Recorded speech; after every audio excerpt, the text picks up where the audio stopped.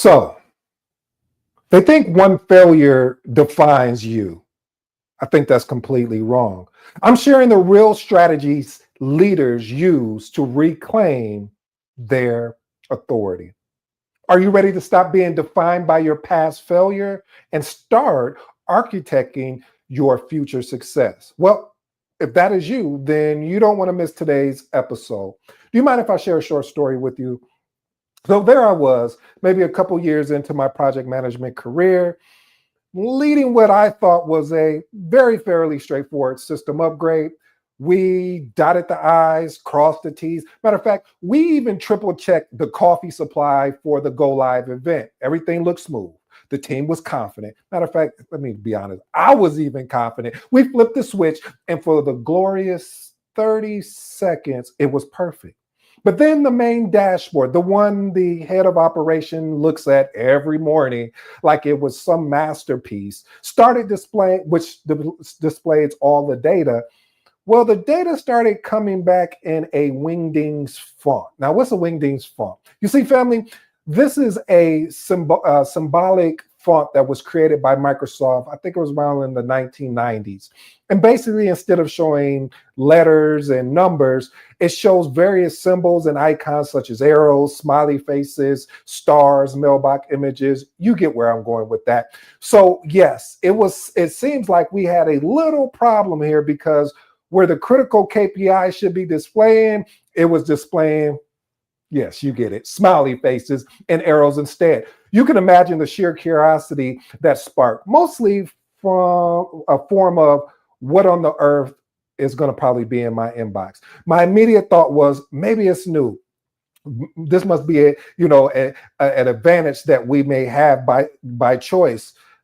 But I knew my team was already scrambling to make a fix. So what ended up happening is leadership was kind of really, they were kind of silent in a sense. So therefore, before anyone could craft their own narrative and create a creative new dashboard, or worse, our competence, I knew I had to get ahead of this. I had to own it. I had to explain it. I had to lay out the immediate action plan, which brings me directly to our first critical strategy, which is strategic accountability, seizing the narrative. Point number one, strategic accountability, seizing the narrative. You want to be able to tell your own story. So proactively define your role in setbacks, demonstrating executive maturity and controlling the narrative effectively. Why is this important? It prevents from negative perceptions from taking hold and establish you as a proactive leader and committed to improvement. Here's some actual tips I'd love for you to experiment with. Craft a precise, strategically accountable statement addressing what happened, your role, and the corrective actions you're going to take.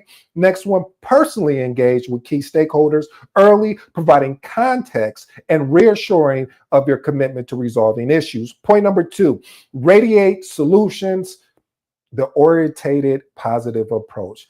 Family, I always say, a lot of times what ends up happening, especially as a project manager, program manager, portfolio manager, you find yourself in a situation where the team can get so frustrated about the problem that they spend the majority of their time there. And you have to be able to have them pivot and spend more energy on the actual solution.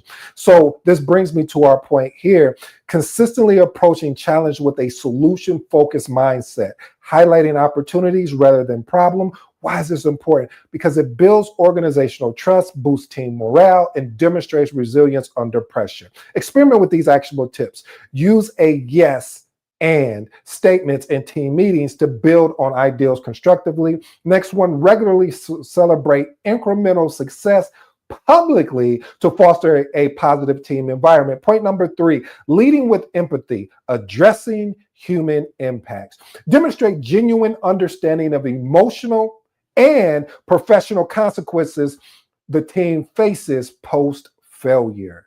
This is important, family, because this enhances trust, loyalty, overall team cohesiveness during recovery. Experiment with these actionable tips. Conduct regular check-ins with team members specifically to address their emotional and professional needs.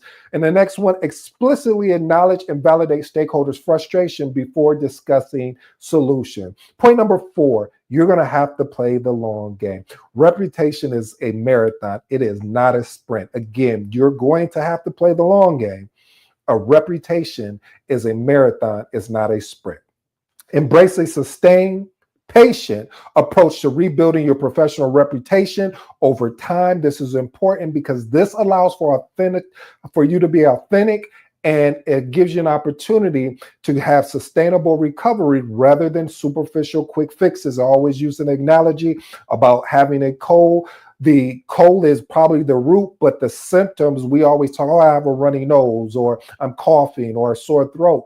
These are the symptoms. We must adjust the root cause of the cold. So anytime that you are playing this long game, you have to understand, I need to get to the root of what's going on. So experiment with these actionable tips. Set measurable long-term reputation goals that reflect clear benchmarks of trust and reliability. Next one, schedule regularly check-ins with mentors or trusted advisors to evaluate progress and adjust strategy. Becoming a information hub, value beyond your role. Point number 5, regularly share valuable industry, internal insights beyond your immediate job responsibilities. This is important. This positions you as a strategic resource, enhancing your overall value to the organization. Experiment with these actionable tips. Curate and distribute insightful content internally, tailored to the organizational needs. Next one, proactively connect colleagues who could benefit from collaboration or shared knowledge. Point number 6, mastering that impeccable follow through, unmatched reliability. See, family, when you consistently deliver on commitments, making reliability a core aspect of your professional identity, this is important because it quickly rebuilds fundamental trust and demonstrates renewed competency. Experiment with these actionable tips. Consistently exceed deadlines by strategically managing expectation. Next one, implement a robust training system to ensure no commitments, not interest, but commitments slip through the cracks. Point number 7, recalibrate team allegiance, leading through adversity. See, actively rebuild team trust through clear, supportive leadership and protection from undue criticism. I'm going to park here parenthetically, and I'm going to let you know criticism is going to come your way, whether it's constructive or non-constructive. It's coming. You must be prepared for it. You must brace for it, because some of it is going to be true, and some of it is not. And you're going to have to figure out a way, what is the information that is true, that I can use, that's valuable, and which information that I need to push away because it's not valuable to the team or myself. This is important because this maintains team morale. It encourages loyalty and ensures effective future project execution. Experiment with these actionable tips. Publicly share your team from unjust blame, redirecting the focus onto systematic improvement. When blame comes your way, or constructive criticism or non-constructive criticism comes your way, how can we redirect that information or that feedback in a way that we can make improvements and adjustments instead of just talking about something we already know? Next one, clearly redefine and communicate team roles and measures of success to create confidence and clarity. Point number 8, seeking a calculated redemption project. Hey, sometimes another way to get back into the groove of things, to get that confidence back, you may want to pursue a strategic, high visibility project that explicitly demonstrates your restored capability and, most of all, your leadership. Why is this important? Because it serves as tangible proof of recovery, reinforcing stakeholder confidence in your abilities. Experiment with these actionable tips.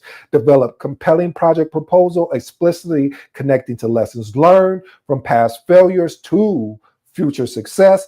And next one, secure strong organizational sponsorship and support to ensure success and visibility. I also want to let you know, family, I know a lot of times as project managers, program managers, coordinators, etc., we don't get to choose the projects that we want, but we can position ourselves by ensuring that we can at least be in the scope of getting that potential project. And the only way you can do that, you may have to start over, like they say, from scratch, to earn the organization, to earn the stakeholders, to earn the PMO trust, and as well as visibility. But this is why we talked about this is a marathon. This is not a sprint. Here's my final consultation. If you stayed this long, thank you. We did have some weird interruptions as far as, but that's neither here nor there. We've made it. So we've walked through the aftermath of a project failure, that gut-wrenching moment where everything seems to have gone wrong. We've explored the initial shock, the fear, and of course, the uncertainty. But as we discussed today, that moment of failure isn't an endpoint. It's not a brand that gets stamped on your career. It's an event. And more importantly, it's an opportunity. It's the moment your real leadership potential can shine the brightest. Now, the question I have for you, if you can recover, is how decisively and authentically you act. Choose today to turn your lessons into leadership and your setbacks into success. The next chapter of your professional story don't begin tomorrow. It begins now. So if you've ever experienced this, where you've led a project and it's failed and your reputation is on the line, just know it's on the line. That doesn't mean that the chapter is over. That doesn't mean that your story has ended. I appreciate the opportunity. I go by the name of ED. For all you smart and intelligent folks out there, hey, that just simply means Ed. Until next time.